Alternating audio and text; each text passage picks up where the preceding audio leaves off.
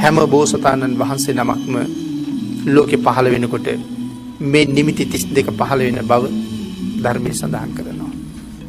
ඒ නිමිති ධර්මයේ විශේෂයෙන් සිහිපත් කරලා තියෙනවා. නමුත් අද බහුලව අහන්න ලැබෙන්නේ නැත්තේ මිනිස්සුන්ගේ ශ්‍රද්ධාව මදි ඒ කරුණු පිළිගන්න හින්දා.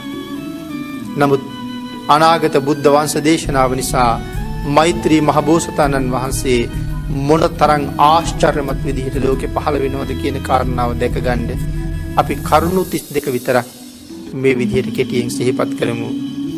විශේෂයෙන් බෝසතාණන් වහන්සේ මව් කුසෙන් බිහි වෙන්න ආසන්න වෙනකොට තව මොහොතයි බිහි වෙන්න මේ මහ පොළොව විශේෂයෙන් කම්පා වෙනවා කියලා සඳහන් කරනවා. නිකම්ම නෙමෙයි පැහැදිලි කරන්නේ කම්පා වෙවි ප්‍රකම්පණය වෙනවා කියලා සිහිපත් කරනවා. තව මොහොතින් මහ පොළොවට පය තියෙන මේ මහා පුරුෂෝත්තමයන්න් වහන්සේ දරන්න මහ පොළොවට ශක්තිය මදි නිසා මහ පොළොව කම්පා වෙන්න පටන් ගන්නවා. ඒක තමයි පළවෙනි කාරණාව. දෙවෙනි කාරණාව හැටියට 10000ක් සක්වල පුරා සුවිශේෂී ආලෝකයක් පැතිරලා යනවා. ඒ විශේෂ නිමිති 32කින් තව කරුණක්. තුන්වෙනි කාරණාව හැටියට ಜಾති අන්ධයෝ ඇස් ලබනවා. උපතින්ම අන්ධ වෙලා ඉන්න අය මහ බෝසතාණන් වහන්සේ උපදින්න ඔන්න මෙන්න කියන කාලේ උපදිනවත් එක්කම ඇස් දෙක ලබනවා. ඒගොල්ලන්ට අය කවදාවත් ඇස් නැති වෙන්නේ නැහැ. ಜಾති බිහිරෝ කන් ලබනවා. අන්ධයන්ට ඇස් ලැබෙනවා. බිහිරන්ට කන් ලැබෙනවා. ගොළුන්ට කතා කරන්න පුළුවන් වෙනවා. මේක සුවිශේෂී කාරණාවක්. කුදු වෙලා ඉන්න අයගේ කුදු බව නැතුව යනවා. කොර වෙලා ඉන්න අයගේ කොර බව නැතුව යනවා. බැඳලා ඉන්න සියලුම සත්‍යයන්ගේ බන්ධන ලෙහෙනවා කියලා සඳහන් කරනවා. අට මහ නිරේ සියලුම ගිනි නිමෙනවා කියලා පින්නතුනි සඳහන් කරනවා. ඔසුපත් නිරයන් ප්‍රධාන කරගත්ත 136ක් සියලුම නිරයන්ගේ ගින්දර නිමෙනවා.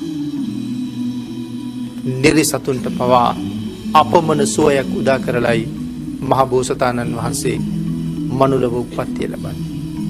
සඳහන් කරනවා പ്രേත ලෝකේ പ്രേතයන්ගේ බුද්ධාන්තර ගණන් බඩගින්න හිටපු പ്രേතයන්ගේ බඩවල් පිරෙනවා කියලා.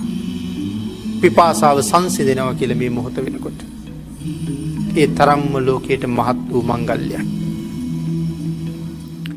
තිරිසන් සත්තුන්ගේ බය නැතුව යනවා කියලා සඳහන් කරනවා. සාමාන්‍යයෙන් මැඩියෙක් ණයෙකුට දක්වන්නේ ලොකු බයක්.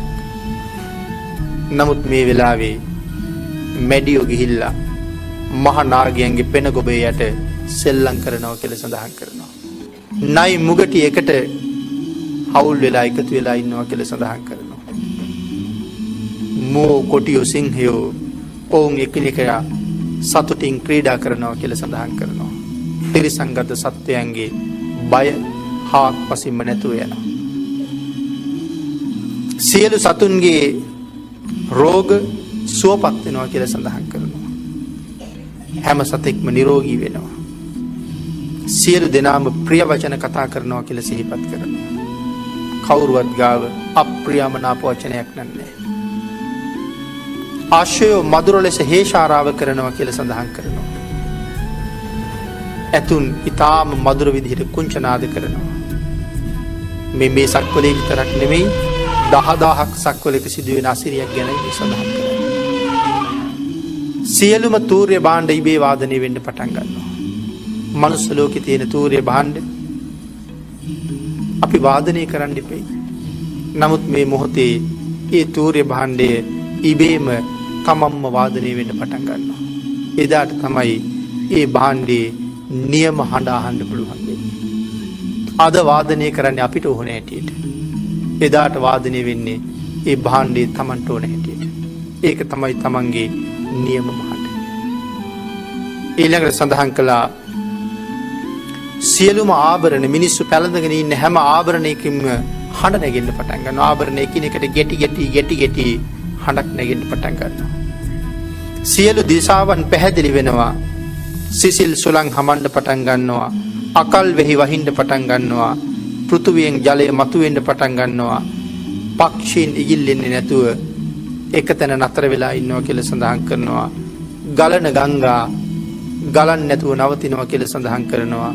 සාගර ජලය මధుර රස වෙනවා කියලා සඳහන් කරනවා. ලවණ රස නැති වෙලා මధుර රස බවට පත් වෙනවා. හිරු බැසගෙන හිරු බැබලෙද්දීම තරුත් බැබලෙන්න පටන් ගන්නවා. හිරුත් පේනවා තරුත් පේනවා. සියලුම නිරිසතුන් දෙවියෝ අරූපතල හැර මිනිස්සුන්ට හැම නිරයක්ම පේන්න ගන්නවා. මිනිස්සුන්ට දිව්‍ය ලෝක 6ම පේනවා. මිනිස්සුන්ට අරූපතල 4යි අසඤ්ඤ තලයයි හැර ඉතුරු බ්‍රහ්ම ලෝක 15ම පේනවා. එහෙම අපූර්ව මොහොතක් උදා වෙනවා. සිව් දිසාවේම ගස්ගල් පඳුරු ආවරණ කරන්න නැතුව යනවා කිසිම දෙයක්. මිනිස්සු බැලූ අතේ ඕන තරම් ඈත පේනවා. අර ගල නිසා පේන්නේ නැහැ, මේ ගහ නිසා පේන්නේ නැහැ, අර පඳුරු නිසා පේන්නේ නැහැ කියලා ආවරණයක් නැහැ. බැලූ හාත්පස බලන පැත්තේ බාධාවක් නැතුව පේන්න පටන් ගන්නවා. සත්වයන්ගේ සියලුම දෙනාගේ චුති උප්පත්ති නවතිනවා. කිසිම සතෙක් මැරෙන්නෙත් නැහැ, කවුරුවත් අලුතෙන් උපදින්නෙත් නැහැ. දිව්‍යමය සුවඳ 10000ක් සක්වල පුරාම පැතිරෙනවා. මේ මහ පොළොව පලාගෙන නෙළුම් පිපෙන්න පටන් ගන්නවා. පියවර 7ක් වෙනුවෙන් මල් 7ක් පිපුණ නෙවෙයි 10000ක් සක්වල සම්පූර්ණයෙන්ම නෙළුම් මලින් පිරීලා ඉතිරිලා යනවා කියලා සඳහන් කරන්නේ. මහ කළුගල් පලාගෙන දණ්ඩ පදුම කියන නෙළුම් පිපෙනවා කියලා සඳහන් කරනවා. පස් කඳු පලාගෙන නෙළුම් පිපෙනවා. මහ පොළොවේ වැලි ඇටයක් තනකොළ කෙන්දක් පේන්නේ නැතුව තනිකරම අතුරු සිදුරු නැතුව නෙළුම් පිපෙන්න පටන් ගන්නවා. මුළු අහසම ඕලම්බික පදුමයන්ගෙන් පිරෙනවා කියලා සඳහන් කරනවා. අහස් තලයේ පේන්නේ කාටවත් තනිකරම නෙළුම් මල් වියනක් 10000ක් සක්වල පුරාම පැතිරුණා කියලා සඳහන් කරනවා. 10000ක් ලෝක ධාතුව වටා මල් වැල් ඇදෙනවා කියලා සඳහන් කරනවා. 10000ක් ලෝක ධාතුව වටා පරම සෞභාග්‍යයක් උදා වෙනවා කියලා සඳහන් කරනවා. 10000ක් සක්වල පුරාම වහලා තියෙන හැම දොරක්ම ඒ මොහොතේ ඇරෙනවා කියලා සඳහන් කරනවා. එහෙමනම් මේ විදිහට නිමිති 32ක් පහළ වෙන බව විශේෂයෙන් සිහිපත් කරලා තියෙනවා. ඒ බෝසතාණන් වහන්සේ මව්කුස පිළිසිඳ ගන්නකොටත් මව්කුසෙන් බිහි වෙන වෙලාවෙත් ලෞතර බුද්ධ රාජ්‍ය ලබන වෙලාවෙත් දම්සක් දේශන වෙලාවෙත් මේ නිමිති 32 පහළ වෙනවමයි. ඊට අමතරව පහළ වෙන අවස්ථාව නියත විවරණ ලබන අවස්ථාවයි කියලා සිහිපත් කරනවා.